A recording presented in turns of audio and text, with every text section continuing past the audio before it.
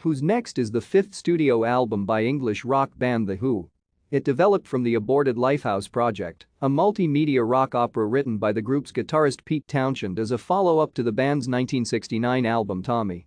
The project was cancelled owing to its complexity and to conflicts with Kit Lambert, the band's manager, but the group salvaged some of the songs, without the connecting story elements, to release as their next album.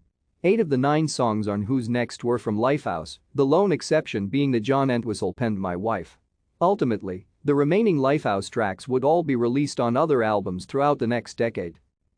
The Who recorded Who's Next with assistance from recording engineer Glyn Johns. After producing the song Won't Get Fooled Again in the Rolling Stones' Mobile studio, they relocated to Olympic Studios to record and mix most of the album's remaining songs.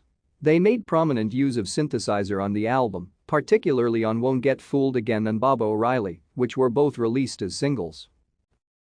Thank you for watching. Like and subscribe if you would like to view more of our videos. Have a nice day.